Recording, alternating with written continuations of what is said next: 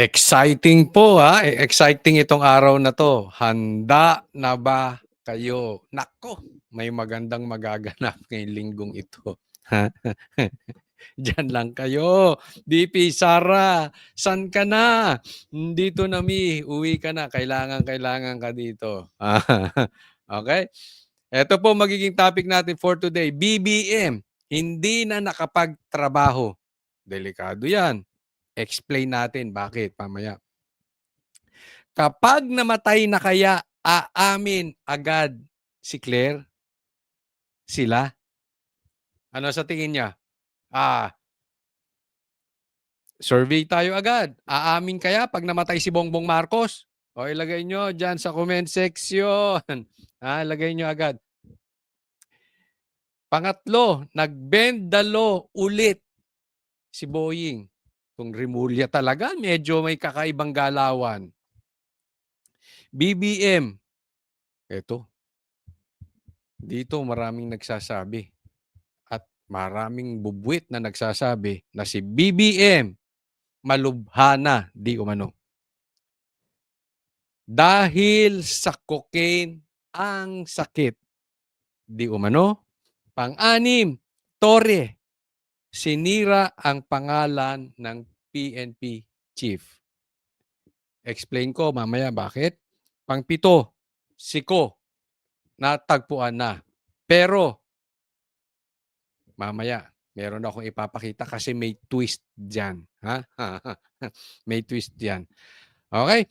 Hindi na po natin pagtatagalin. Pero bago natin simulan itong vlog na ito, ako'y nakikiusap. I-like nyo po agad-agad, O pagpasok pa lang, excuse me. Like nyo po agad itong vlog na ito. And sana, doon sa mga hindi pa po natin subscriber, subscribe po kayo agad-agad. Okay? Marami po tayong topic. Sana matapos nyo hanggang sa dulo, Kaya simulan na natin agad-agad. Dahil kay Coach Oli, bida ang balita. Eto, pag-usapan natin yung taguan ni Bongbong Marcos. Pag-usapan natin. Yung kung umasta parang first lady. Pag-usapan natin. Dahil di umano sa cocaine.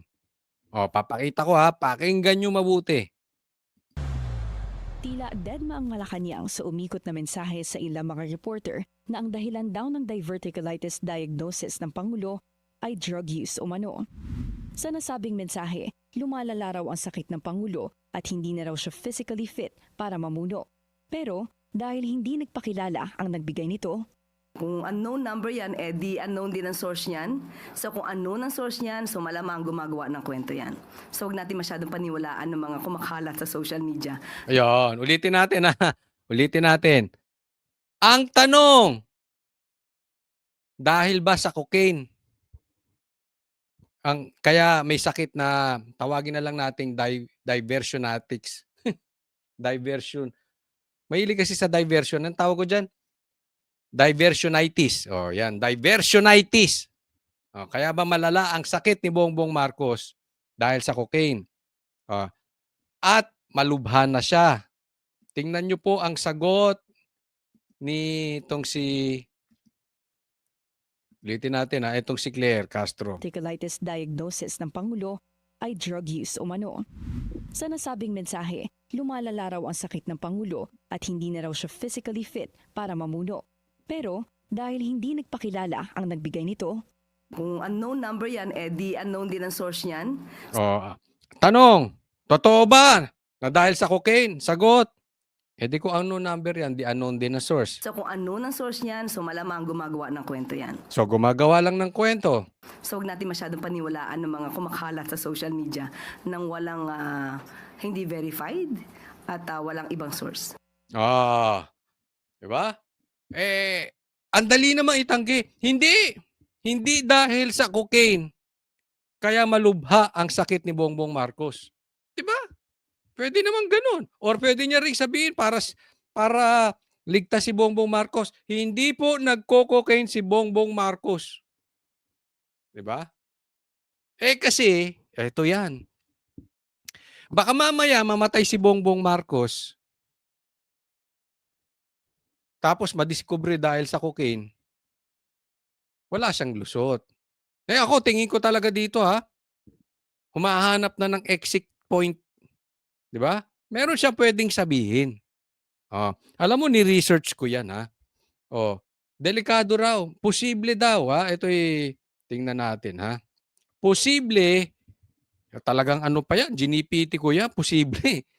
Posible na ang cause ng sakit ni Bongbong Marcos ay dahil sa cocaine. Ito sabi, asan na? Wait. Ang paggamit ng cocaine ay maaaring maging sanhi ng seryosong problema sa bituka na madalas mapagkamalang divertionitis dahil sa pagkakapareho ng sintomas gaya ng matinding sakit sa tiyan. Narito ang mga epekto ng cocaine sa bituka. Ano nyo na lang, i-search nyo na lang. Pero may pagkakaparehas. Di ba? At ang balita nga natin, ito, balita to yung sinabi namang nagbabalik-balikan sa ospital, kikita nyo naman, hindi pa nakakapagtrabaho. Di ba? Puro lang siya na video release o walang live. So, yung mga binabanggit natin na nagtutugma-tugma, ang balita rito malubha to. Hindi ko naman sinabing mamamatay na agad-agad. 'Di ba? Kahit naman yung na-stroke, nakakaligtas pa. Yung may cancer nga na si Boying lumalakad pa. Pero malubha 'yun. Hindi rin biro 'yun. Ilang araw na rin nagtatanong ang media kung ilalabas ba ang medical bulletin ng Pangulo. Pero wala raw nakikitang dahilan ang Malacanang para i-release ito. Ang Pangulo na raw mismo ang nagsabi na hindi seryoso ang kanyang kalagayan. Absent kanina for the third consecutive. Tingnan mo maglalabas ng bulletin. Hindi raw na kailangan dahil okay na siya. Ba hindi. Responsibilidad mo 'yan sa taong bayan, doktor ka ba? O halimbawa ako may sakit, malay ko ba kung may sakit ako o wala? Kung tayong mga tao, alam natin kung meron tayong sakit o wala, hindi na natin kailangan ng doktor, hindi na natin kailangan yung mga CT scan na yan, yung mga x-ray na yan. Kaya nga nandiyan yan minsan, 'di ba? Anong cause ng ano? Bakit huli na natatagpuan ng cancer? Minsan matatagpuan na stage 4. Bakit hindi mo napupuna?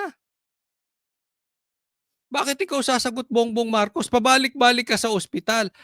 Maglabas kayo ng bulletin. Hayaan mo yung doktor mag-explain, ba't ikaw? Time si PBBM sa unang presidential engagement niya sa loob lang ng palasyo. Represented ulit siya ni Executive Secretary Ralph Recto Naku, sa gawad delikado. lingkod bayan. Isipin mo kung ang magti-take over. Absent si Bongbong Marcos. Sinong ipinadala? Si Recto, pambihira. Batman. Ito, serious to serious to. Nakikita natin kung paano nila itanggi kung may masakit, may malubhang sakit si Bongbong Marcos. Kasi ang dali naman ipakita si Bongbong Marcos. Ito si Bongbong Marcos maayos Hindi yung video. Haharap siya sa media. Ano ba naman yung humarap siya sa media, makita, tanong ang mga 3, 5 hanggang 6, 7 tanong. Tapos na. 'Di ba? Puro ang nakakita sa kanya sekretary niya. Maniniwala ba kayo? Sino naglagay dun? Sinong nakakita sa kanya? Si Claire. Papagkatiwalaan mo ba yung si Claire? 'Di ba ang tanong ko nga sa inyo, kung si Bongbong kaya mamamatay, aamin kaya agad si Claire? Aamin kaya sila? Baka pag namatay yan ngayon, abutin ng ilang oras yan bago umamin. 'Di ba? Ayusin mo nila yung kailangan nilang ayusin. So, ito, nakikita natin, by their actions, malubha si Bongbong Marcos. Ito dito delikado. Yung mga nagpipiling presidente. Halimbawa, ang Remulla Brothers. Delikado po ang takeover ng Remulla Brothers. Tatandaan natin si Boying, yung Bendalo, delikado yan. Sino na pinadala? Si Recto. Pag ito, ang dumosisyon, patay tayo. Alam mo nangyari na yan. Meron akong kakilalang dating presidente. Hindi ko napapangalanan kung sino ito. Pero baka kilala nyo. Matagal na daw malubha. Hindi si Bongbong Marcos Dating presidente, hindi ko sasabihin kung saan bansa. Dating presidente matagal na daw malubha. Ang pumipirma-pirma na lang daw. At ang yung asawa, ang nagmamanipula. Pero yung lalaki bedridden na. Delikado po yan. Kasi in paper, siya pa rin ang presidente. Pero hindi natin alam, malay mo si Batman na. Ang nagmamanipula lahat, kunwari pinirmahan. Delikado, kaya kailangan may responsibilidad si Bongbong Marcos maglagay ng harapin niya ang taong bayan. Ni ceremony kung saan pinarangalan ang mga natatanging government employees noong 2025. Ayon kay E.S. Recto, inabisuhan si PBBM na kanyang doktor na magpahinga muna ng bahagya dahil may downtime talaga ang recovery sa diverticulitis. Pero sa donning of rank ceremony ni PNP Chief Jose Melencio Nartates Jr., present ang presidente. Nang matanong kung bakit tila namimili ng dadaluhang event ang Pangulo, Nasa prerogative na po ng Pangulo yon. Kung nararamdaman niya po na ito muna ay dapat atinan muna ng mga alter ego ng Pangulo, yun po. Yun naman din So alter ego niya si Batman, delikado. po ang inexplain ni E.S. Reflecto. hindi pa sigurado kung magpapakita na sa publiko si PBBM sa mga susunod na araw. Pero engagements pa rin naman daw na maituturing ang private meetings na dinadaluhan ng Pangulo. Para sa agenda, Alam mo, isa pang dyan, isa pang delikado dyan, ay isa pang dapat ginagawa dito, dahil ito ay delikado, dapat kumikilos na po ang AFP. Responsibilidad nila na alamin talaga. Di ba? Magsalita sila. Okay lang ang Pangulo. Para pag namatay, meron tayong, teka muna, sabi mo okay lang. Di ba? Hindi kasi responsibilidad. Kung hindi ako nagkakamali, hindi naman tayo abogado. Responsibilidad ng sundalo yan na alamin ang totoong kalagayan ng presidente. Hindi mo lang yan hindi mo lang yan basta sasabihin, ay sinabi ng presidente, okay siya, paniwalaan mo na. Sinabi ng presidente, hindi siya adik, paniwalaan mo na. Sinabi ng presidente, walang pumasok na baril sa KOJC, paniwalaan mo na. Sinabi ng presidente, hindi siya nagnakaw sa Ghost Project, paniwalaan mo na. Responsibilidad yung AFP, tingnan nyo naman, totoo ba na malubasa o totoong okay na siya? Kailan kayo gagalaw? Di ba? Yan naman ay nasa konstitusyon. Hindi naman tayo nagtatawag ng illegal. Yung nasa batas lang Kaya kayo nandyan, gawin nyo naman yung responsibilidad ninyo. Kaya kayo binabayaran ng taong bayan dahil meron kayong responsibilidad. Galaw-galaw, baka ma-stroke naman kayo. Ha? Next po. Ito yung sinasabi ko na dapat si Bongbong Marcos humarap sa media. Huwag kang tumago kay Claire. Puro ka kay Claire. Baka mamaya magselos yung asawa mo, blackayan ka na naman. Ha? Nako. Ito yung sinasabi natin na puro ganito si Bongbong Marcos.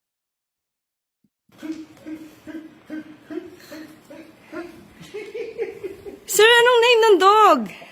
Hindi si Claire. Troll na troll. Bayaran na bayaran. Sir, anong name ng dog? Ano, Claire? Para kang tanga. Para kang tuta. Di ba? Alam mo, pinapakita nila dito. He's okay. He's having fun. No? Hindi siya worried. Nakikipaglaro sa aso. Si Claire, ay sir, anong name ng dog? Anong dating? Di ba OA? Di ba hindi organic? Ang gulo mo. ang pangalan nito si Oreo. Bakit Oreo, sir? Kasi nung tuta pa ito, bilog na bilog itong itim doon sa mata niya.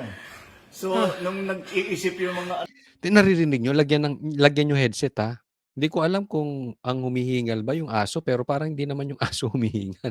Parang si Claire. O Auntie Claire, kung ikaw man yang humihingal, ha? Patingin ka na rin, delikado yan. Oo, hindi normal yan ha. O, ayusin mo yan, Claire.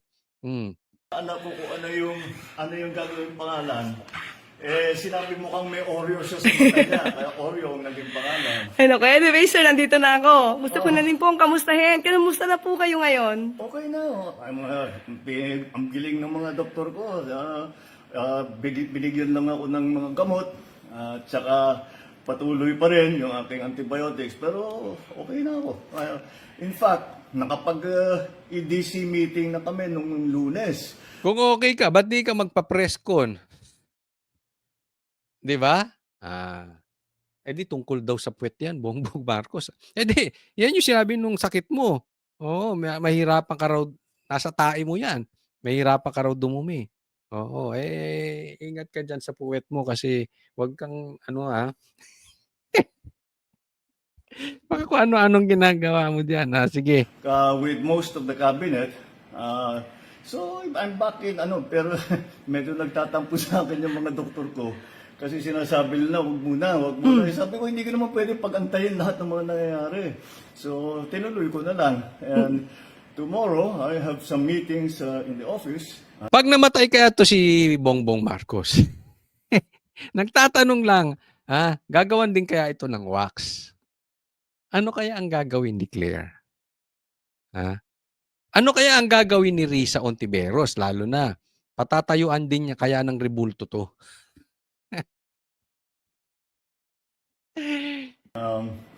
And tuloy-tuloy na. Pero sir, nabanggit sa akin ni Sec. Hoy, relax ka lang, Claire. Para ka ring nakasyabu, ay cocaine. Oo. Pero sir, parang koliyala, kala. Dave, meron daw kayo napaniginipan. No. Parang may namimiss yata kayong food. Oy, yung labi mo, hindi yan AI, kaya ingat-ingat ka. Yung labi mo, steady mo lang, steady lang. Dahil, ang ano pa rito, kailangan for a few days, hindi ka pwedeng kumain ng solid food para matanggalan ng stress yung bituka mo. So, puro sabaw lang ako. Kaya nanaginip ako yung isang... Ang tigilan mo, hindi yung pagkain, yung cocaine. Yun ang magbibigay ng stress sa bituka mo at saka sa puwet mo. Makakabigay ng stress yung kasi pagka nag-cocaine ka, baka ako ano-ano pinagagawa mo. May epekto yon. So itigil mo, yan ang una-unahang itigil mo yung cocaine. Sabi ko sa doktor, pwede na ba akong kumain ng kung ano-ano? Kasi nang naginip ako, nakakain ako ng steak. Yun lang ang iniisip ko.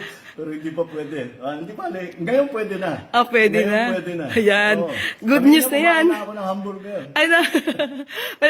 So, pinapakita nila dito, he's really okay. No? Si Claire, she's having fun. Anyway, sir, namimiss na kayo na ibang mga taga-media. Sabi nila, ba't hindi nakarating si Pangulo sa awards rights ng mga outstanding government workers? Oo nga. Hindi ako nakarating dahil meron pa akong gagawin. Pinapunta ako nagkonsulta na nandito yung mga doktor.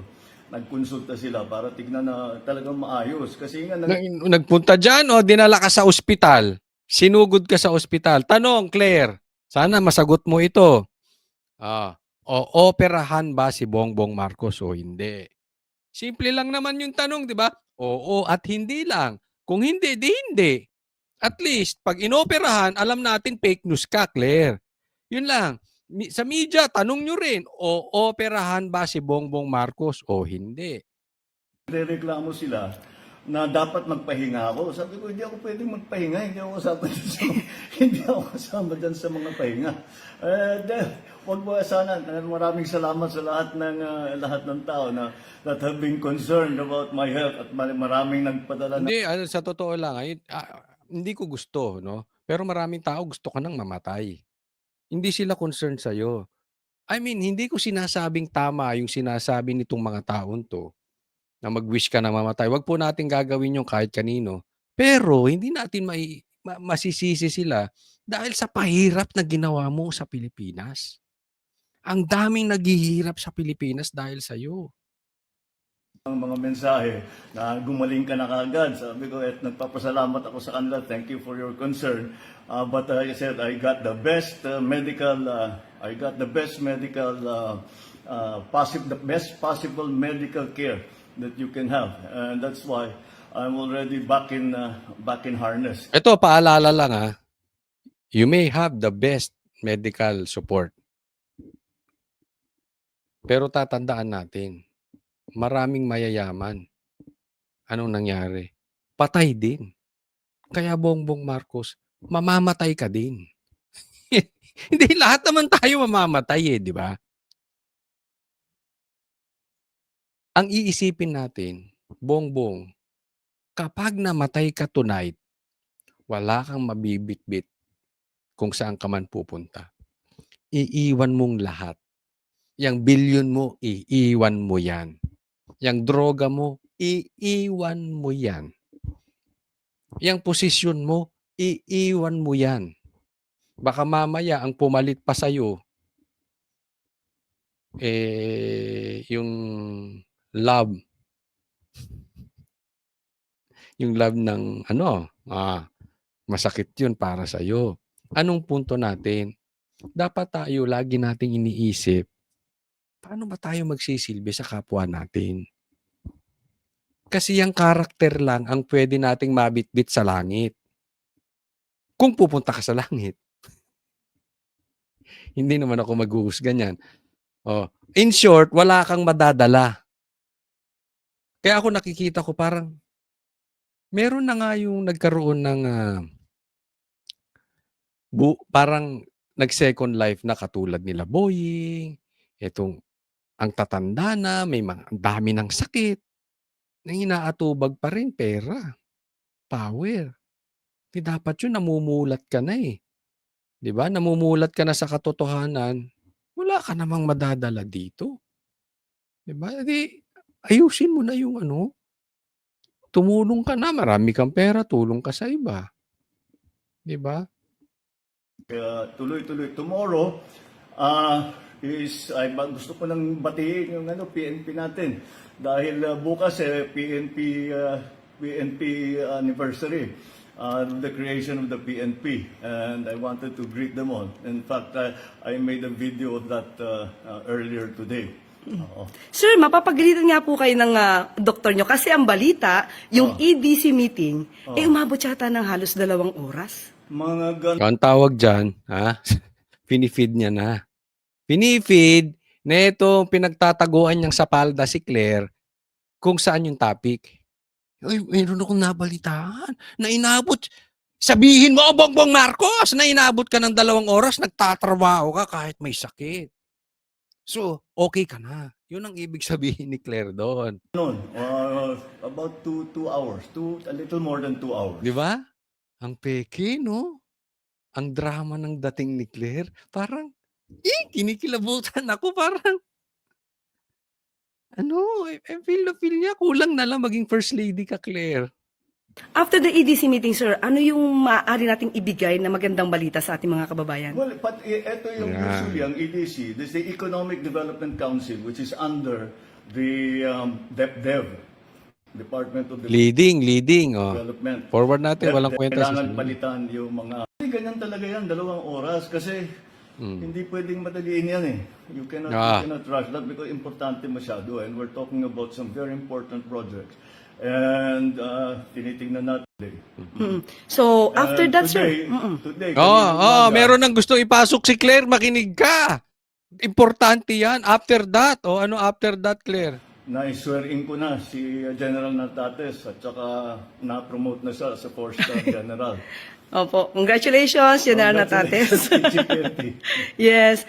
Sir, after ng 2 hours, wala ba kayong naramdaman na masakit sa inyo? Ay, wala naman. Dahil wala na naman akong nararamdaman Kaya naman pumayag na ako nang gumawa ng meeting. Dahil wala kaya ko na naman In fact, nung sinasabi magpahinga ka, medyo na-bored ako nung weekend. Sinasabi ko, no, I have to do something. Sabi ko, so binasa ko na lang lahat ng brief ko. Ayun. Yun pala. So pag naboboard si Bongbong Marcos, binabasa niya yung brief. Ping Lacson! Ay, ano to? Baka may ano din yan, ng Ping Lacson. Pero ibig sabihin niya, pag naboboard siya, nagtatrabaho, hindi ba nagko-cocaine? Hindi ba nagko-concert? Pero pansin nyo, parang nangayayat si Bongbong Marcos, ha? Hindi nyo ba napansin? Medyo up to date na ngayon ako. Ayun na, sir. Wala talagang pahinga kahit na merong nararamdaman. Ay, sip-sip! Alin to si Claire? Ay, Claire! Grabe ka kasip-sip! Kulang na lang, himurin mo yung puwet ni Bongbong Marcos. Ay, Dapat nga magpapahinga ako, pero hindi pwede. Importante. Maraming ginagawa. Yon. Sir, Yan. nabalitaan niyo na po ba itong si Kong Sandro nag-inhibit sa usapin tungkol sa impeachment? Ano po, nag-usap na po ba kayo? Hindi. Ang katotohanan, hindi nabalitaan ko sa news din. Hindi niya sinasabi sa akin. Pero tama yung ginagawa niya. That's very proper. Dahil I am his father. And siyempre meron siyang bias for me. Kahit pilitin mo na walang bias, meron talaga siya. Sana naman magkabias siya, no? Dahil anak mo siya. But, Pero hindi, sir eh. Hindi eh. wrong answer. Kaya bunelta ni Claire, kita nyo, sabi, nabalitaan nyo ba yung sinabi ni Sandro na mag-i-inhibit siya kung sa impeachment mo? Sabi niya, tama naman yung ginagawa ni Sandro. Pero sa dulo, sana naman magkaroon siya ng bias. Pasok si Claire, siyempre, ops, bongbong, huwag kang pupunta dyan. Mali yan, wrong answer. Pero hindi, sir eh. Hindi eh. Diba? Nililid niya, teka muna, wag mo na ituloy yan. hindi, pero tama yan. He should recuse himself. He should Buwelta na naman si Bongbong Marcos. Papunta na siya ron eh. Iba yung pinupuntahan niya, pero naisip niya sana magbayas ka pumunta ron. Inawat ni Claire, balik siya ulit. Yan yung sinasabi natin. Kaya yan, nakikipag-interview lang sa mga ganyan, yung ililid siya sa kasinungalingan.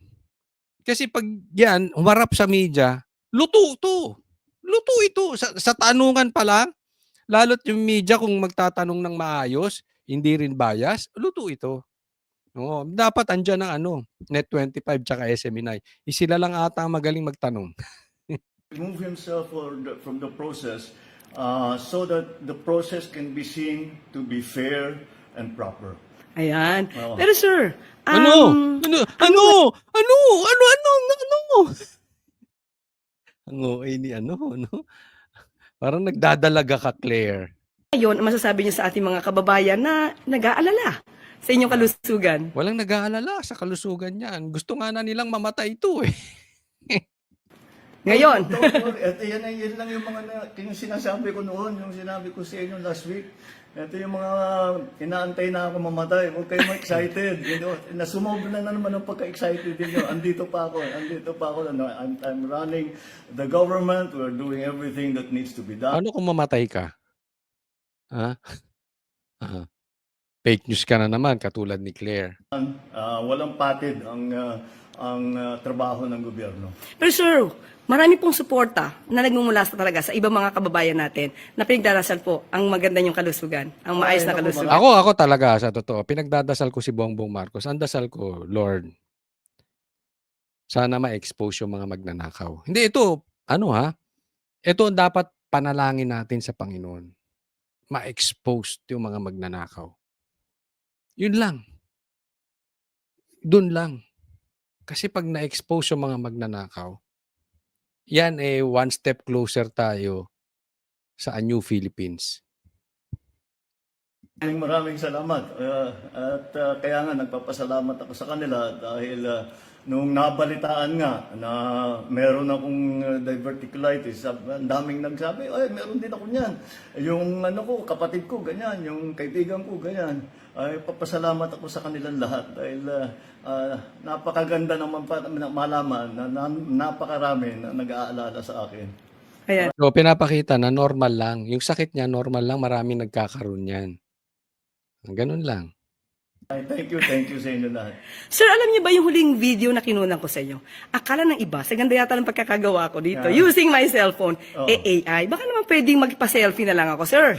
Kaya ba, sir? Ayan, ayan ako. Hello po, para... Hindi to AI. Hindi to Wow, AI. namayo talaga ako. Ako, sir, Oo, namayat ka. Oh, tigil mo yung cocaine. Ikaw, Claire, nanaba ka. Busog ka eh. Busog ka, tingnan mo. Kamukha mo na si Michael B. Oo, hawig na. Tingnan mo, hawig na sila ni Diskaya. Di ba? Tingnan nyo mabuti. Di ba? Michael B na Michael B. Mas lalo na yan. Diskaya ang datingan. Di ba? Anyway, hindi naman natin masabi kung dahil sa pangangatawan ng tao. Meron naman kasi na tumataba pero may sakit. Meron naman yung pumapayat healthy. Wag lang bigla. Kasi pagka bigla kang tumaba, lumabas yung pisngi mo bigla, baka nangurakot ka. O malaki ang lagayan. Yan lang naman yun. hindi po Wow, AI. namayo talaga ako. Ako, sir, hindi. Kasi galing ako Ikaw sa... hindi. Namayo Sarap ng buhay mo eh. Ang sarap ng buhay mo. Dati vlogger ka lang eh. Ngayon natakdog ka na. Dati nga galit ka kay Bongbong eh. Di ba? Ang sarap ni Bongbong, no? Ang sarap ni Bongbong magmahal. Vlogger lang to dati eh. Galit na galit to kay Bongbong. Yung sinasabi ni Chavit eh. Anong nangyari? May budgetan daw yan. Oo. Dahil nga puro sabaw for 3 nga, days. sir. For 3 days. Pero saka, sir, Kaya naninip na nga ako ng steak. Pero sir, galing kasi kami sa Pasig River Esplanade. Oo. Kaya sabi ko, naku, pupunta ako kay Pangulo, amoy yata ako barbecue. Saka mga fishballs, ang dami po. Ang dami po nating kababayan na namasyan ngayon. Kasi Maganda. kahapon yung ribbon cutting Ribbon ni cutting. FL. Oo, So, oo, ayan oo. po. So, hindi po to Plinag niya paano nagtatrabaho si First Lady na hindi mo siya inaagawan. Yan yung talagang tinututukan niya. Bagay kayo! Opo. Oo. So, okay na po, sir. Thank you sige, po. Thank sige. you po. At Okay na. Next topic po. Eto po, pag-usapan natin si Saldico natagpuan na. 'Di ba? Ang sabi ng Rimulya, ito ay nasa Portugal. Tingnan natin. Eksklusibong nakuha ng GMA Integrated News ang kopya ng petisyong ito na inihain itong January 25 sa Korte Suprema ni dating House Appropriations Committee Chairman Saldi Ko. Dito nakasaad na nasa Stockholm, Sweden si Ko noong January 15. Nakalakip sa petisyon ni Ko ang isang apostil o notaryo galing sa munisipalidad ng Naka sa Stockholm sa bansang Sweden. Binuko mo. GMA, binuko mo si ang Rimulya. Naku, lagot ka. Di ba sabi nila nasa Portugal, ang talino talaga ng Rimulya, no? Sayang ang intel nyo. Sayang ang confidential funds nyo. Sayang ang pasahod ninyo. Yung isa hindi makita si Bantag. Eto, nasa Portugal daw. Binuko. Nasa Sweden. 'Di ba? January 25 pa pala. Kung hindi kinalkal ng GMA to, hindi natin malalaman. Nako, lagot kayo GMA. Hindi naman sila, nagsabi ba ang Rimulya? Hindi naman aamin ng pagkakamali yung mga yon. Pinirmahan ito noong January 15, 2026 na Notary Public na si Beatrice Gustafson. Sa sertifikasyon, sinabi ni Gustafson na personal na humarap sa kanya si Ko. Sinertipikahan din niya na na-verify niya ang pagkakakilala ni Ko at siya ang pumirma mismo sa dokumento. Pinirmahan ni Ko ang verification and certification against forum shopping para sa korte noong January 15 din sa Stockholm. Ang lokasyong ito ni Ko noong January 15, taliwas sa sinabi noon ng pamahalaan na nasa Lisbon, Portugal si Ko. Ay, samahan ninyo ako. Pagtawanan muna natin itong gobyerno natin, di ba? Kakahiya kayo. Lagot kayo. GMA. Tapos pinagmamalaki ni Claire nagtatrabaho sila ng maayos.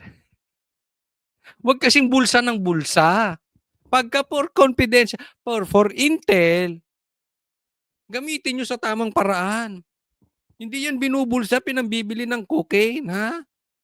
Bulsa kasi kayo ng bulsa eh. Pinaghahanap ng gobyerno si Ko dahil sa inisyong arrest warrant ng Sandigan Bayan dahil sa kasang graft at malversation dahil sa maanumalyang flood control project sa Nawan Oriental, Mindoro. Kinansala na rin ang passport ni Ko. Ipinapawalang bisa sa Korte Suprema ni dating Congressman Saldi Ko ang mga kasong inihain laban sa kanya ng ombudsman sa Sandigan Bayan. Pirmado Bakit pinapakansila kay Saldico? ng mga abogado ni Ko ang petisyong inihain sa Korte Suprema. Nakita rin namin ang patunay na naihain ito noong January 25. Gusto ni Ko na maglabas ng temporary restraining order ang Korte Suprema para hindi maipatupad ni Ombudsman Jesus Crispin Remulla ang resolusyon nitong nagkakaso kay Ko.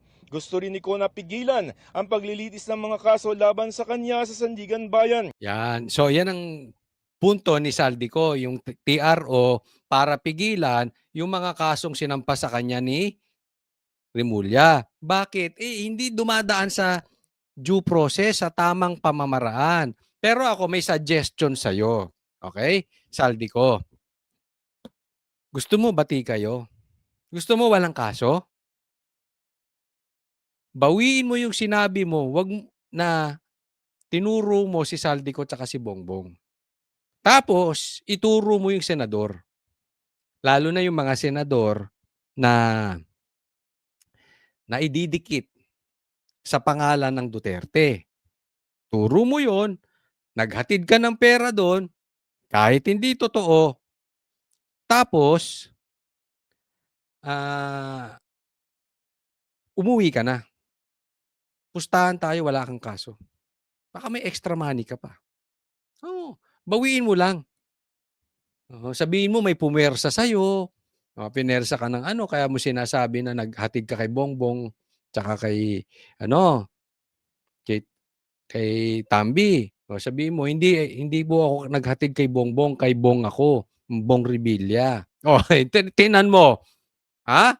Tingnan mo kung hindi ka patayuan pa ng estatwa ni Risa Ontiveros tsaka ni Boying Remulla. Tuwan-tuwa yan sa'yo. Ganun. Nako. Hindi. Baligtarin mo yung mo.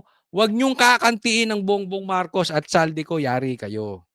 Bongbong Marcos at saka Tambaluslos. Hiniling din niya na ipawalang bisa, baliktarin at gawing permanente ang injunction laban sa resolusyon ng Ombudsman dahil sa grave abuse of discretion o pag-abuso ng kapangyarihan. Sabi ni Ko sa korte, hindi raw siya nabigyan ng pagkakataon na sumagot sa mga aligasyon. Ito yung sinasabi natin even kay kay Bong Revilla. 'Di ba? Ito rin yung sinabi natin kay Tevez.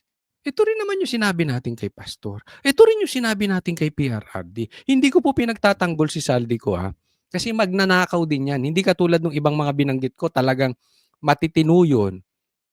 Talagang na markahang Duterte lang. Ito sila Pastor, sila Bong Revilla, 'di ba? Na markahang Duterte kaya ginigipit. Even si Tevez, kalaban nila yan eh. Okay? Away politika yan. No? Ang punto, I'm very consistent. Uulitin ko po sa inyo. Pairalin lang natin ang due process. Yung patas lang.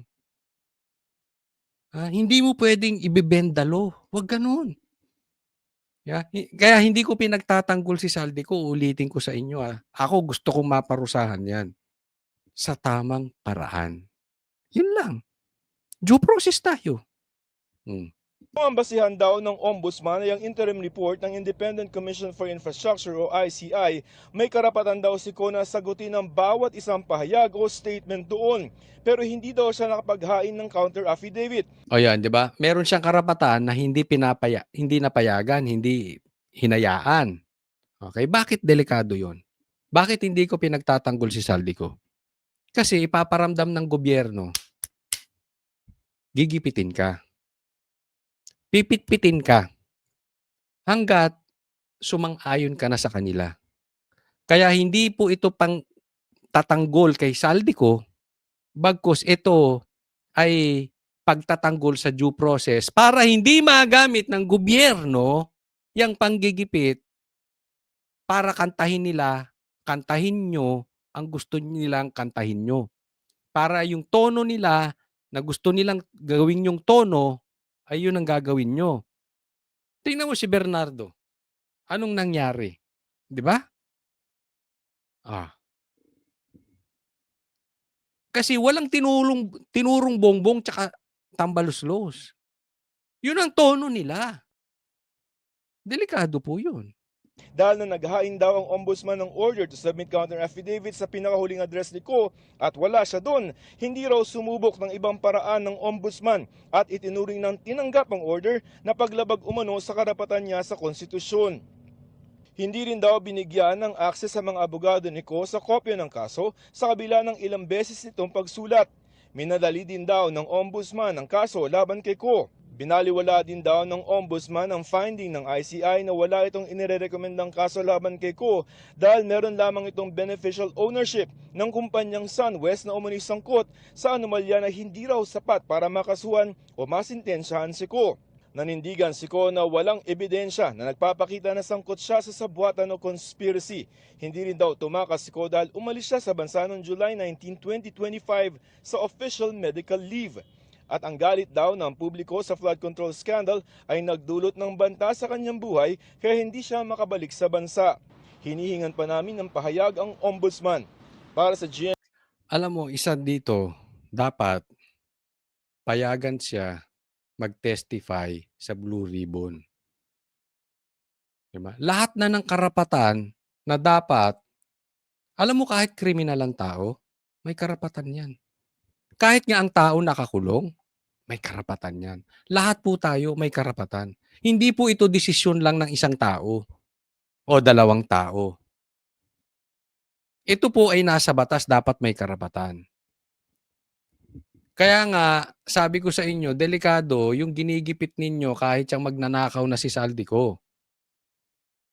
Kasi dapat yan nagsasalita sa Blue Ribbon. Kaya lang, hindi rin pinayagan nitong si Pinky Lacson.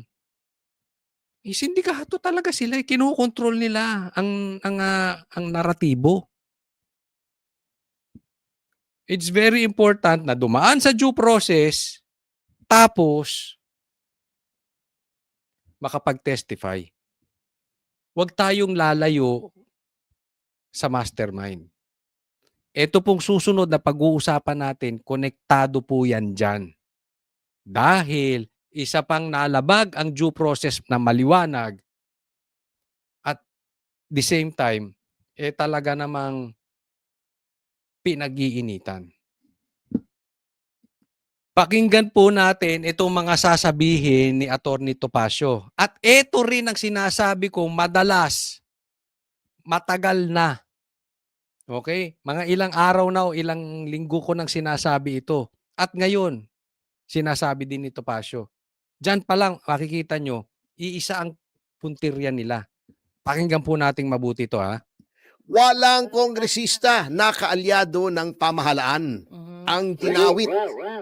Ang idinadawit, yan, si Joel Villanueva at kamakailan lamang si Senator Bong Revilla. Yan yung sinasabi ko, di ba? Bakit yung mga congressman, nakaalyado nila na maraming ghost projects, hindi na ang pinag-initan si Villanueva, ayun, kino-confirm. Hindi lang ako nagsasabi niyan. Ngayon, sinabi na rin. Okay. Ngayon, baka sabihin nyo, ngayon pinagtatanggol ko si Senator Bong. Alam nyo yan. Noong eleksyon, lagi nating sinasabi, Senator Bong, yung pagka-acquit mo, parang sinasabi yata nung Sandigan Bayan, ibalik mo yung pera, ba't hindi mo pa binabalik? Pero acquitted siya roon. We acknowledge that as officers of the court. Yan, tatandaan po natin, acquitted si Bong Revilla yung nakaraang kaso. Ulitin ko, acquitted po. Si Atty. Topacio din ang nagsabi. Sinabi din po natin yan. Bakit po importante? Tuloy. Pag acquitted ng korte, katulad nung si Hubert Webb, patagal kong pinaglaban yon. Pero nung na-acquit siya, sinabi ko, in public, nung tinanong ako ni Karen Davila, guilty ba or innocent si Hubert Webb?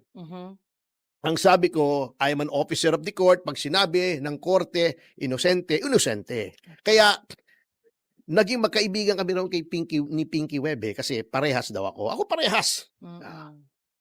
Sinabi ko, yung matagal nang nanonood sa akin before, 'Di ba? Ako, ang habol ko talaga laging due process. Padaanin sa tamang paraan. Kaya lang kawawa ito si Hubert Webb kasi nakulong 'to. Ang tagal nakulong, taon. Binata, matanda na nung lumabas.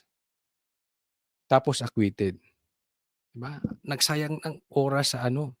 Bakit? Napag-initan. Alam naman natin napag-initan 'yun. Ganito nangyayari ngayon. Noon, sinasabi natin kay Senator Bong, ba't hindi mo isole? 'Di ba? Opo. Of course, may ibang interpretasyon yung abogado niya. Pero hindi po tayo, never po tayong naging defender ni Senator Bong or apologist ni Senator Bong. So, palagay ko, may kredibilidad naman ako kung magsasalita ako rito sapagkat ito ay objective. Kasi, nagulat ako eh. Ang nakaturo sa kay Martin, yung flood control, nakaturo diretso sa palasyo, although laging pinipigil ni Ping Lacson. Eh bakit ang naputukan? Si Bong Revilla. Gusto mo malaman bakit si Bong Revilla naputukan ni Pinky? Kasi ang tinuturo si Bongbong. Ang tinuturo si Tambi. Pero ang pinutukan si Bong Revilla. Sa tingin ninyo, bakit si Bong Revilla ang pinutukan ni Pinky Lacson? Bakit? Bakit? Sa tingin nyo, bakit? Sige, lagay nyo sa comment section. Bakit sa tingin ninyo? Pogi kaya pinutukan.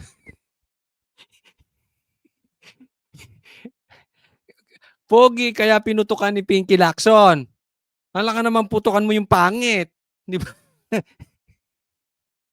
Hindi, di ba? I mean kasi, kung magda-divert ka lang, doon mo na iputok. Doon sa sikat. Doon sa pogi. Sikat na, pogi pa. Di pag-uusapan nga naman. Successful sila. Kaya pinutukan ni Pinky Lacson. Si Bong Revilla dahil pogi. Ang hirap kaya ako ayoko maging pogi. Pilingero ka, Kotsoli ha. Si Joel Villanueva. Bakit yun ang nadimanda? Yun ang nagtataka ako. Di ba, tinanong ko kanina, bakit? Sabi ko, rhetorical question yan. Alam natin, mga kasama, kung bakit eh. Pinagtatakpan po nila yung mga kasalukuyang nakaupo, nakaalyado nila. Mismo. Yan ang totoo dyan. Di ba? Ilang beses ko nang sinabi yan. Ang punto ko parati, lahat ng diversion, kontrahin natin. Dapat laging papunta kay Tambi at kay Bongbong Marcos. Lahat ng diversion, wag nating pag-usapan. Wag niyong suportahan. Yung mga vloggers na dinadivert, mahahalata ninyo ang vloggers na nagda-divert. Iiwasan yan si Tambi. Iiwasan yan si Bongbong. With evidence. Oo, na iba ang kanilang pine-persecute at ginagamit nila yung weaponized na DOJ na bendalo para ilihis ang usapin. Di ba? May nagbiro nga. Ang sabi namin, ang ipakulong si Bongbong. Ba't si Bong ang pinakulong? Oh my Nahati yata sa halip na Bongbong, Bong. Oh my God. Although strictly speaking, syempre, hindi naman natin pwedeng pakulong yung presidente. May immunity yon. Pero, okay na sana kung parehas lamang ang laban. Talaga namang pwede mag-imbestiga ang ombudsman, ang DOJ. Pero, alam nyo, etong ginawa kay Senator Bong, this time around, ipagtatanggol natin siya. Bakit? Kasi mali ang ginawa sa kanya. Kita nyo, inobserbahan ko ako naman siyempre, abogado tayo. Lagi tayo nag-o-observe ng mga bagay-bagay. Unang-una, noong unang lumabas yung charge na yan, yung malversation sa DOJ, hindi naman kasama si Senator Bong Yeah. Yung unang-unang demanda, hindi siya kasama. Yan yung sinasabi natin. Pabago-bago tong Bernardo na ito. Anong tawag dyan? Hinog sa pilit. Hindi naman kasama si Bong Si Bong Revilla. Tapos, nag-iba ang kwento. Diba? Bendalo na bendalo. Doon. Oo, wala siya ron sa pangalan ng mga respondents. Oh, yung tungkol sa flood control. Ang baboy nyo. Ako, kasar ako. Ang baboy nitong gobyerno natin. Wala siya dun, oh. Dapat magalit na ang taong bayan dito. Wala siya dun. Bakit nilagay? Ang baboy nitong gobyerno. Bigla na lamang, may nag-file yung complainants ng supplemental complaint. This time, in-include na si dating Senador Bong Revilla. Kung bagulo yun. Kasi dapat yun, complaint, di ba? Opo. Yun lang, kung gusto mong may iba, mag-file ka ng separate case. Yun yung sinasabi ko, daanin sa tamang proseso. Kung gusto mong iba, di ibang kaso. Parang hindi abogado tong mga ito eh. Itong humabol kay Bong Revilla, parang abogadong bugok. Oo. Anyway, alam nyo naman dyan sa DOJ, lahat na lamang dyan pwede. O, di ba? Yun ang masakit. O, katulad nung kay Tebes, di ba? Pinapersecute nila. Meron ba naman iniimbestigahan pa lang, sinasabi na ng Secretary of Justice, may kasalanan. Pagkatapos, iniimbestigahan pa lang, may nagsasalita na, oy, mga sa Pasko, may makukulong, mga ganon, mga big fish. Hindi naman itong big fish na hinihintay ng taong bayan eh. O, pagkatapos, ang nakakatawa doon sa supplemental complaint, hindi na nga katakataka, hindi lang yung katakataka biglang isinama. Ang basihan ng testimonya ng supplemental complaint na motion to include additional respondents ni hindi nga dapat yun amended complaint eh.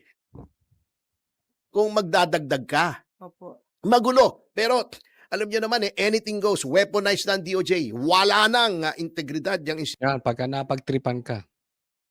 Hindi ako nagsasabi niyan, ha? Siya.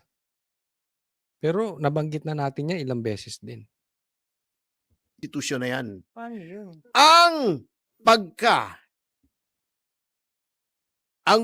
ang basihan nung motion to include ay testimonya ng isang tao lamang, si Yusek Bernardo ng DPWH.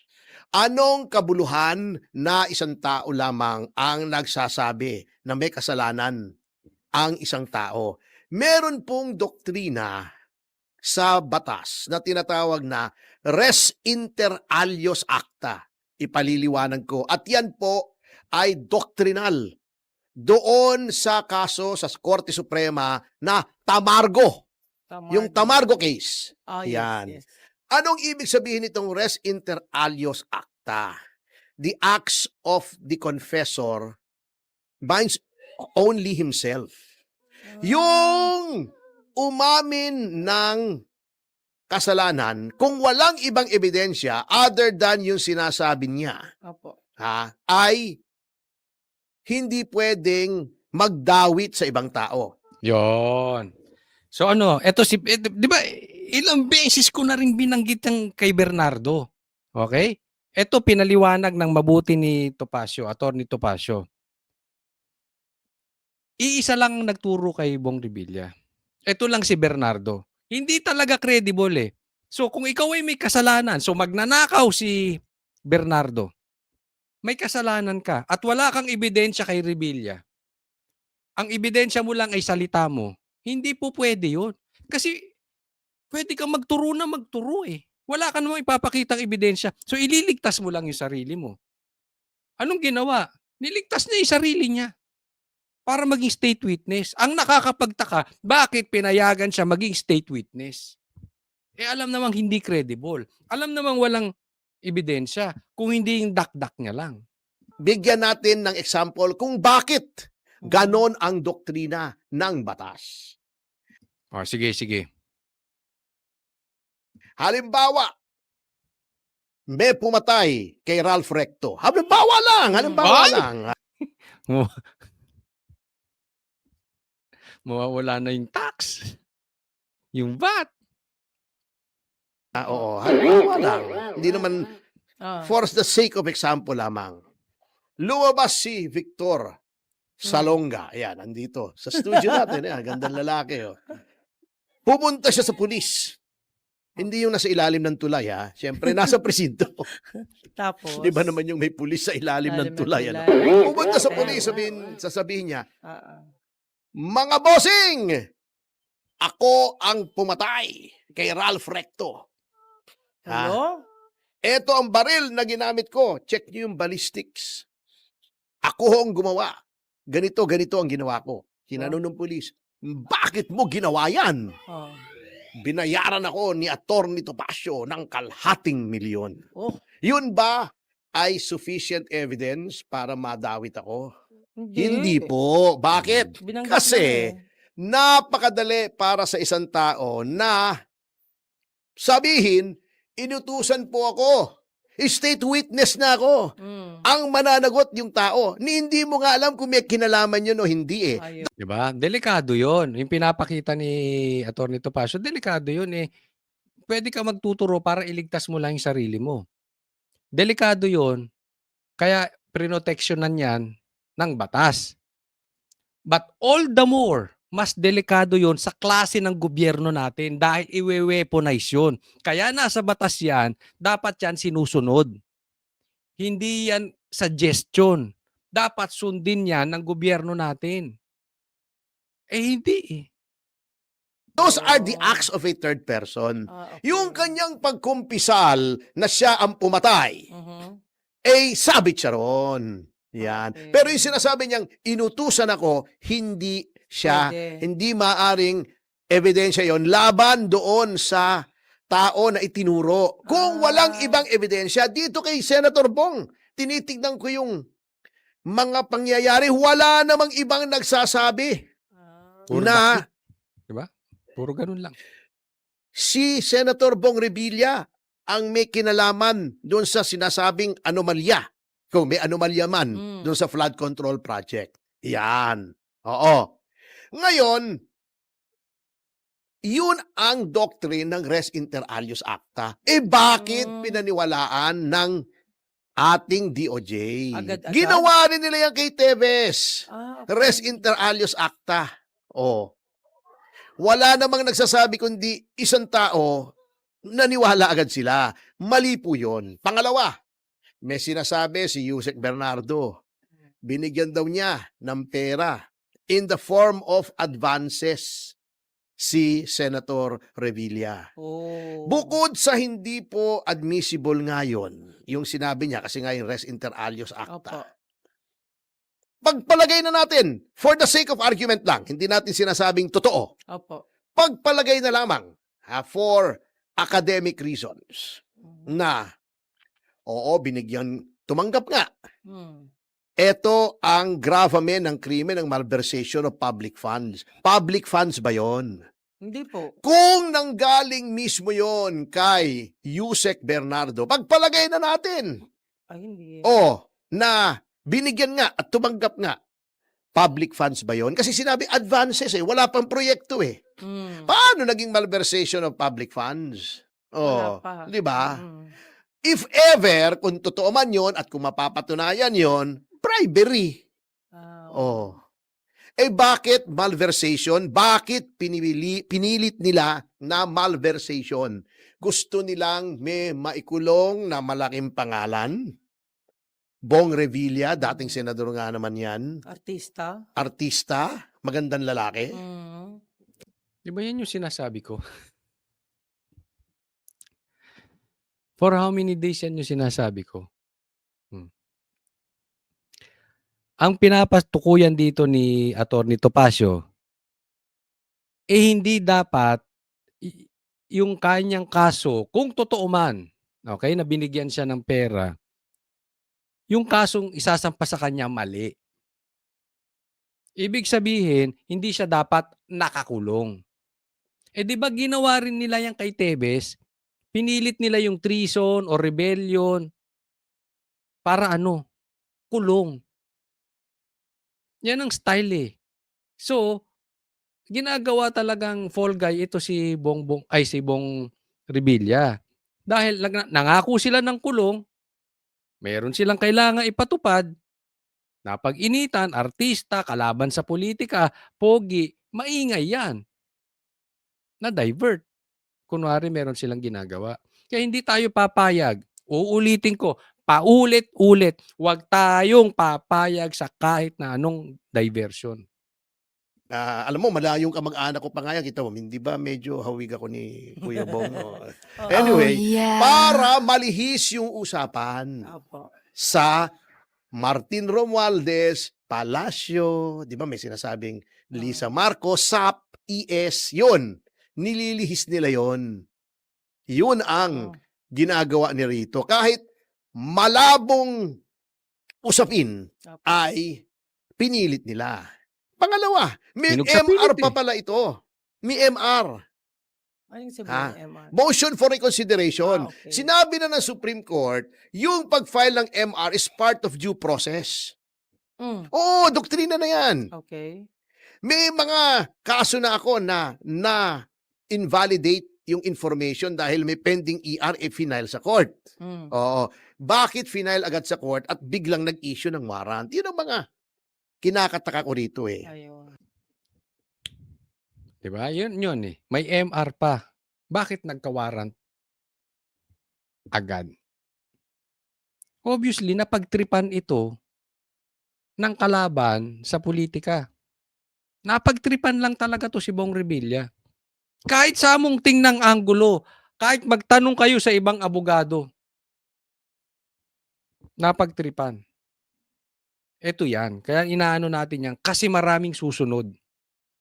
Marami pang isusunod sa ginawa kay Bong Revilla. At lagi nating sasabihin, di ba? We told you so. Ganyan ang gagawin. Oo, mahirap talaga sa isang gobyernong bendalo. Pero attorney, Oo. wala sa batas ba yan ginawa nila? Magulo nga, kita mo nga yung elements eh. Malversation of public funds. Hindi naman public funds. Assuming totoo ha. Number 2, res inter alios acta. Oh, hindi nila sinunod yung doctrine na yun. Number 3, may pending motion. Bakit biglang inisyuhan ng warrant? Ang daming weird dito eh. Ano mo, isa pa, alam mo eh, ako eh, malikot ang aking isipan sapagkat yung tatay ko, politiko rin eh. Opo. Yung aking father ay naging provincial board member ng Cavite noong ang gobernador ay tatay ni Boying at ni John Vic, si Johnny Rimulya, si Tito Dati na rin Johnny. sila doon. Oo. Alam mo, yung politics sa Cavite, ang basically nagsishare ng power dyan ay mga Rimulya at mga Revilla. So ang sila. vice governor, di ba? Opo.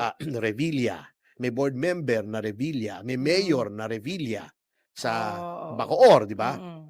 May mga congressmen, 3 yata o 2. Kung ako hindi nagkakamali, ako'y tama. na mga Revilla. Aha. Eh baka naman political power play ito. Oo. Mm. Posible. Baka gustong pahinain ng mga Rimulya, ang mga Revilla para they do not have to share power para Hindi ko na po uulitin. Kasi nasabi ko na yan dati. Diba? kanila na, monopoly na nila ang political power sa Cavite. Ako, iniisip ko rin yan eh. That will come. Ngayon naman, si Joel Villanueva naman, yan pong lahat ng pattern na yan, yung mga malabong pagpakulong kay Senator Bong Revilla, yung pag-charge kay Joel Villanueva, at yung pagproteksyon ni Ping sa Malacanang at kay Martin Romualdez. Kita nyo naman, Hindi lang ha, pati si Chis Escudero.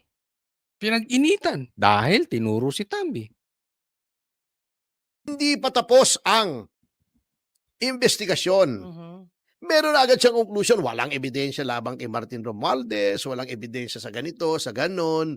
Ang mga tanong ni Marcoleta sa witnesses, siya ang sumasagot. Bago, galit na galit sila sa minority report. Mm-mm. Nakakabastos daw. Dapat daw diretso sa basurahan. Sinong hindi mabibwisit kung kitang-kita mo naman ang direksyon ng takbo ng investigasyon ng Blue Ribbon? Mm-mm. Pinoproteksyon na yung mga malalaking isda, Mm. obvious na obvious, ginugulo pa yung usapin sa pamamagitan ng pag-persecute sa mga ibang tao na hindi naman siya yung tinutumbok nitong flood control na ito. Ayan ang tinutumbok niya yung Kaya po, marami pa tayong ilalabas na baho. Tandaan po ninyo ito. Kasi nakikita natin yung diversion nila. May mga bubwit tayo, sinasabi ko sa inyo. Marami pa tayong ilalabas dito kay Bernardo. At kung paano nila minamanipula, hindi lang ito kay Bernardo pati doon sa iba pa. Yung sindikato na yan, ipilit nilang ilalayo.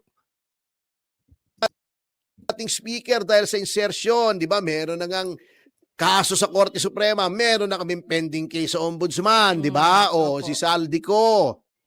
Yung ibang naging sa APRO, di ba? Ang dami-dami. Yung mga kontratista na mga congressmen, ano na nangyari? Wala Yan ang puntahan ninyo, yung mga congressman. Sila yung talagang contractor eh.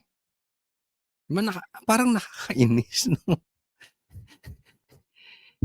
Yung gumagawa ng mabuti, nakakulong.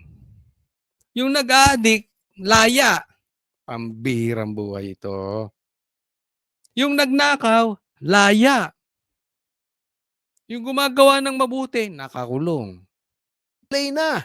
Kontratista na dali nyo, okay naman kung talagang may kasalanan, pero yung mga sinasabi nyong malalaking isa, sinasabi nga, mga pandaka pigmeya ang nakuha Yung mga maliliit, meron namang mga tamban, medyo malalaki, pero yung mga balyena at mga pating, wala.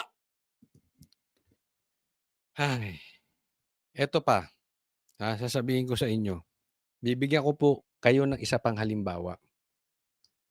Yung isusunod nating topic, isa na namang tangkang malayo sa usapin. Huwag po tayong papayag. Eto po.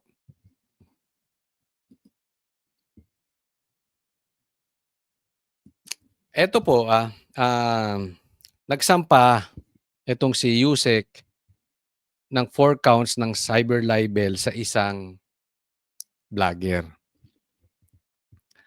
Alam nyo, sa matagal ng nakikinig kay Coach Oli, alam nyo talaga na una, galit tayo sa addict. Galit tayo sa magnanakaw.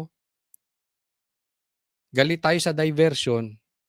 Galit tayo sa sumisira sa due process. Ang pinaka-problema natin ngayon, si Bongbong at si Tambaluslos. Sila ang tinutukoy ng marami na mastermind. Sila ang tinuturo ng mga witnesses sa Blue Ribbon. Marami na po ang ebidensya laban sa kanila. Huwag po tayong papayag na kahit ano, kay DDS pa yan, kay pulahan yan, kay dilawan yan, huwag tayong hihiwalay doon sa ating goal. Pagpalayo na doon sa lehitimong usapin, huwag po nating susuportahan yan. Kahit sino pa yan. Kahit ako. Pag ako lumihis na ng usapin, pinagtatanggol ko na si Bongbong. Or halimbawa na lang, hindi ko siya pinagtatanggol. Binabanatan ko si Tambi. Pero si Bongbong, hindi ko mabanatan. Kahit ako po, huwag niyong paniwalaan. Halimbawa, baliktad. Binabanata ko si Bongbong, pero kay Tambi, tahimik ako. Huwag niyo rin akong paniwalaan. Lahat po ng vloggers, kahit sino pa man yan, okay? Ang issue po dito, huwag tayong mapalayo sa mastermind. Huwag tayong papasok sa chismis. Ito'y kabilan-bilinan ng tatay ko sa amin na abogado. Anak, okay lang umatake. Atake lang kayo. Pero huwag kang papasok sa personal.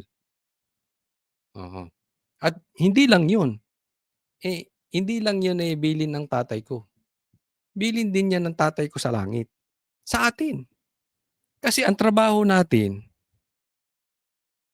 ay nakatutok doon sa kamalian ng gobyerno. Kasi yan, pasahod natin sila. Yung personal life nila, hayaan na natin sa kanila yan. Unless yung personal life nila nakakasama. Halimbawa, nagdodroga. Yung makakasama yun. Dapat walang addict dyan. So wag tayong pupunta doon sa chismis. Wag nating susuportahan yung chismis. Lalo na yung chismis tapos walang ebidensya. Kung hindi yung... Yan yung sinasabi natin kanina, di ba? Kay Senator Bong. Di ba? Na ito si Bernardo, wala namang ebidensya sa litala. Kasi madaling manira ng tao eh. Di ba? Pwede kong sabihin, ito, si ganyan, si ganito, si ganyan. Oh, ang tanong, may ebidensya ba? Di ba? Pangalawang tatanong nyo, may connection pa ba yan sa buhay ng Pilipino? Kung wala, personal na nila, hayaan mo na sila. Anyway, may Panginoon naman, kung may mali silang ginagawa, nahuhusgahan sila. At kung tama naman yung kanilang ginagawa, ay sila naman ay pagpapalain. Ganun lang yun eh. Kung anong tinanim mo, yun ang aanihin mo. So hayaan na natin yun. Anyway, walang kinalaman sa hapagkainan natin. Sa buhay ng mga Pilipino. So wag na tayo dun sa chismis.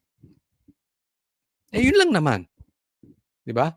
Doon lang tayo sa politika. Pag-usapan natin yung politika. Para hindi tayo nalilihis. And above all else, dapat nakatutok tayo kay Tambi tsaka kay Bongbong. Alam nyo, matagal ko nang sinasabi. Hiwalay po to. Hindi po konektado dito sa istoryang ito. Pero, bagamat hindi siya konektado, pwede mong ihambing. Kasi matagal ko nang sinasabi ito sa inyo. Ang lakas po ng laban natin kontra dito sa ghost projects. Kaya, papasukan tayo ng kung ano-anong diversion. Dinivert nila kay Chis Escudero, dinadivert nila kay Bong Revilla, dinadivert kay Villanueva, kung saan-saan na nadadivert. At hindi ito matatapos dito. Tatandaan nyo, hindi ito matatapos dito. Kasi marami pang ilalabas na kwento dito. Palayo doon sa dalawang mastermind. Huwag tayong papayag. Asahan nyo na. Baka mamaya, pati yung pagpatay kay Jose Rizal, kasalanan na ni Sara. So, huwag tayong pumasok sa... Huwag tayong magpauto sa diversion. Yun lang naman. And kita nyo, consistent lahat ng sinasabi ko even before. So ito, ako nakikita ko, as I see it, madadivert lang tayo sa issue na to. Kung ano man yan, sa kanila na yan. Pag-usapan natin. Ghost projects. Kung ano mang issue nila, wag na tayo doon. Next po. Eto, pag-usapan natin itong kay Torre. Grabe, talagang binaboy na ni Torre itong itong pagiging PNP chief niya. Jiggy, tiniyak ni PNP Chief Police General Jose Melencio Nartates Jr. na ipatutupad ang batas ng patas at walang pinapaboran. Kanina nga, mismong si Pangulong Bongbong Marcos yung nanguna sa kanyang donning of rank at oath-taking ceremony sa Malacanang. Kasama niya Nartates, yung kanyang buong pamilya nang tanggapin niya ang pinakamataas na ranggo sa hanay ng PNP. Nagpaabot din ng pagbati kay Nartates ang palasyo para sa kanyang promotion. Narito ang pahayag ni Palace Press Officer Undersecretary Claire Castro. So naging ginawang PNP chief to si Nartates. Tapos may sakit pa si Bongbong Marcos. Pero pinilit niya siya mismo Hindi natin alam kung baka matagal na yan.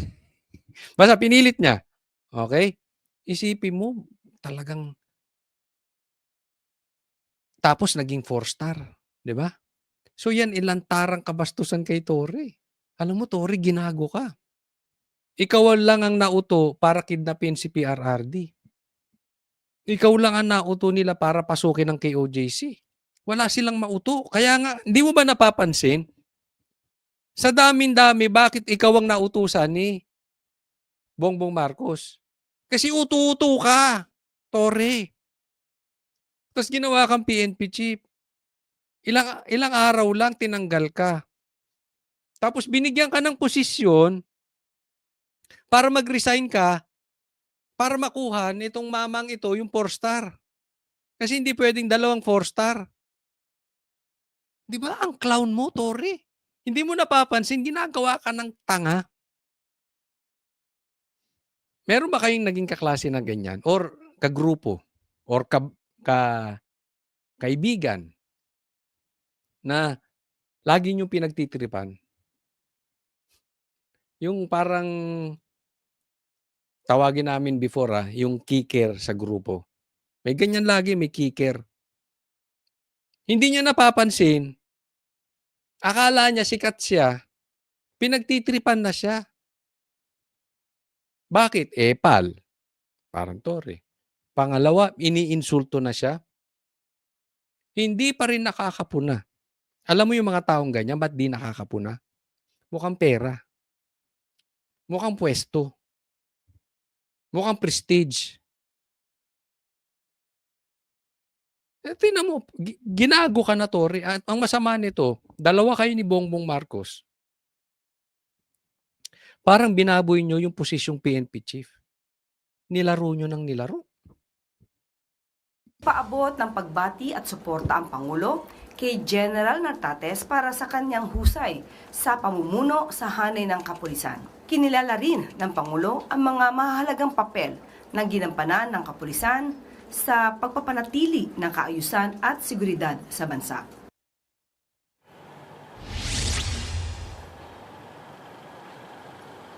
Jeepney Kawawan, mula sa Torre. palasyo ay nagtungo dito sa Campo Crame Sinatates kung saan ginawaran siya ng arrival honors. Tradisyon niya ng PNP tuwing may mauupong bagong PNP chief. Nagbigay pugay sa kanya yung mga kasamahan niyang general at maging yung iba pang mga tauhan ng PNP mula sa iba't ibang units. Agosto pa noong nakaraang taon nang hawakan niya yung liderato ng PNP. Pero hindi siya kaagad-agad na promote dahil nga hindi rin naman agad nagretiro yung pinalitan niya na siya dating PNP chief Nicolas Torre III.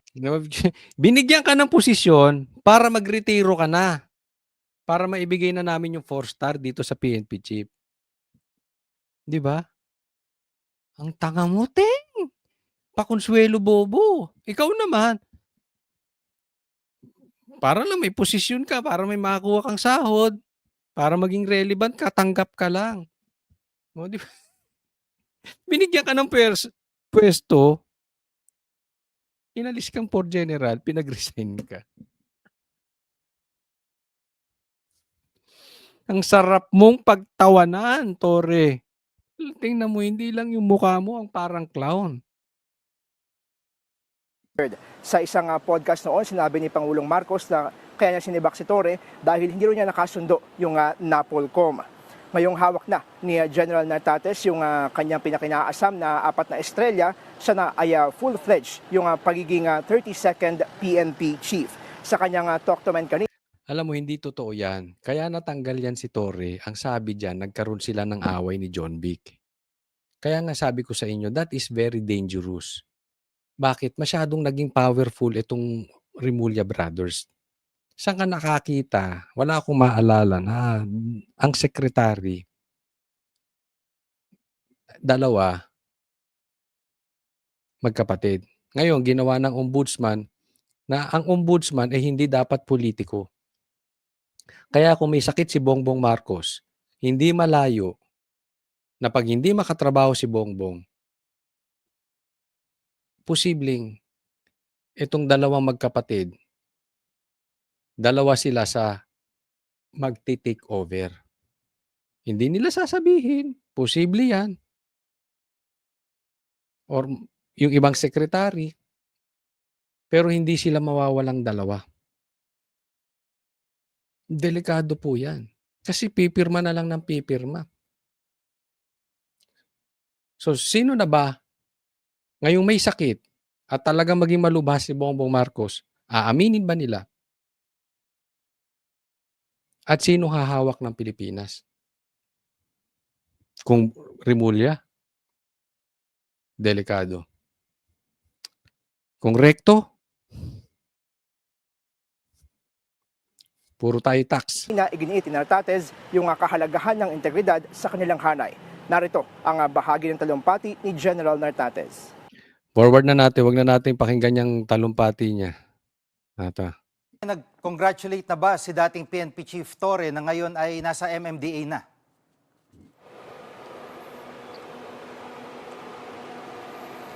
Jiggy, sabi ni dating PNP Chief Torres sa ngayon ay focus muna siya doon sa kanyang bagong tungkulin bilang General Manager ng MMDA.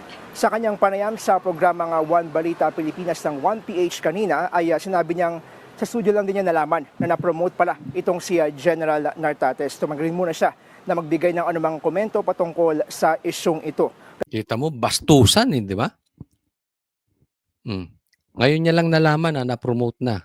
Hindi ka man lang sinabihan. Grabe, no? Ganyan ang Marcos. Papakinabangan ka kasi mauuto ka. Pag nauto ka na, wala ka ng silbi.